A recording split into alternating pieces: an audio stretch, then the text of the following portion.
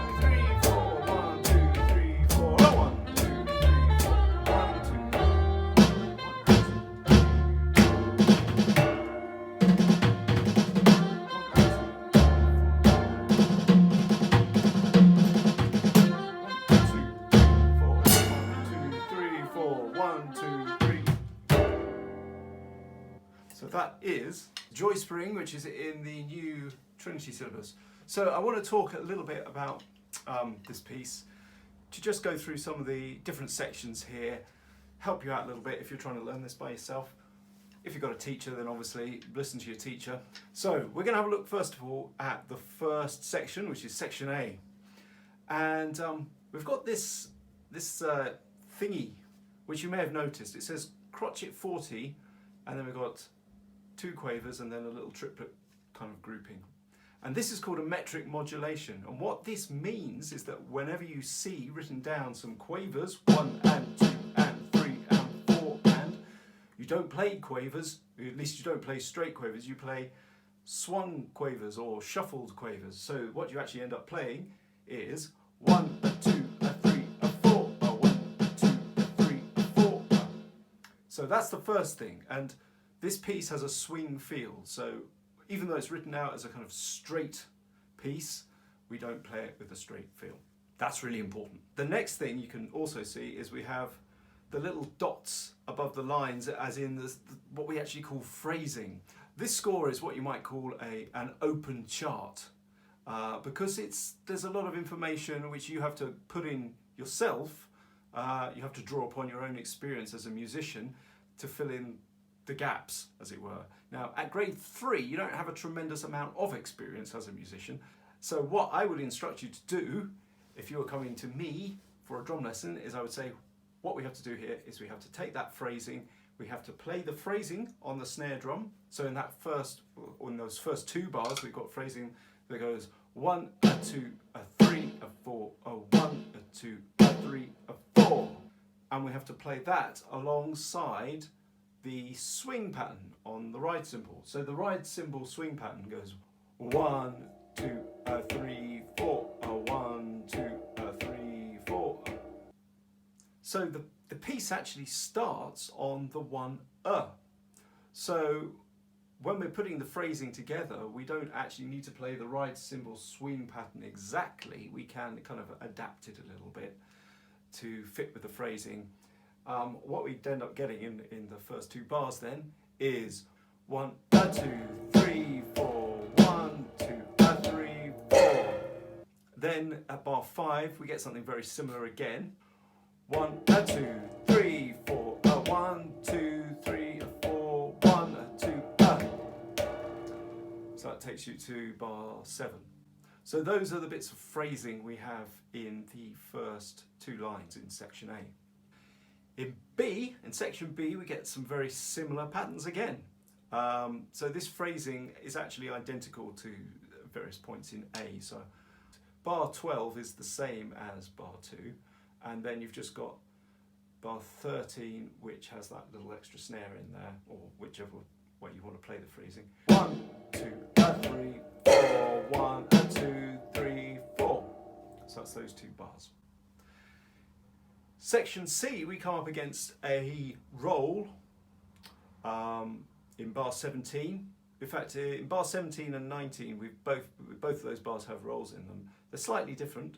The one in bar 17 is counted 1 E under, 2 E under, 3 E under, 4 E under.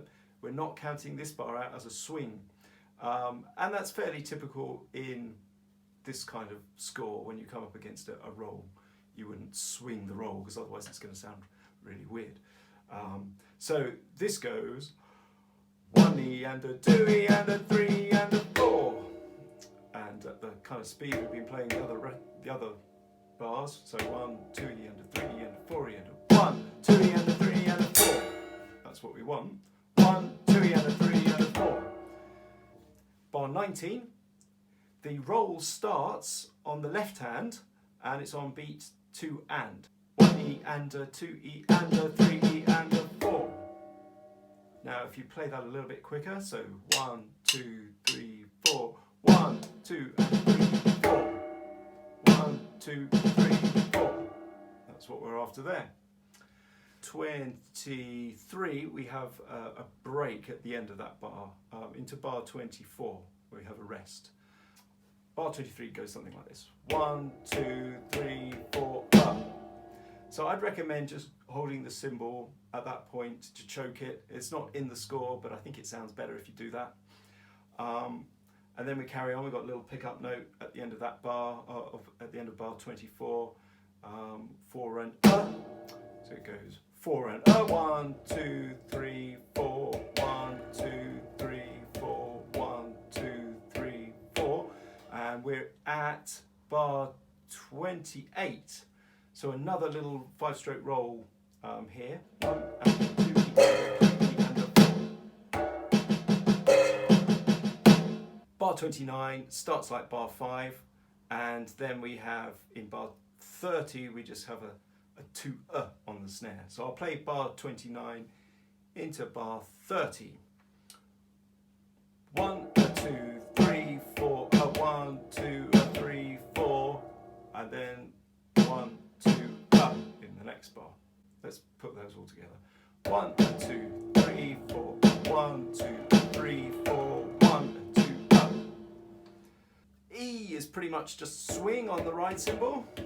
We also have some left foot coming in on beats 2 and 4. Now, to be honest with you, I put the left foot in all the way through anyway on 2 and 4. F is pretty much the same thing. We've got some slash notation at bar 41, which is then repeated for 8 bars. That's just allowing you to maybe vary your right cymbal pattern a little bit more, and maybe add in a little bit of comping on the snare drum if you feel confident enough to do that.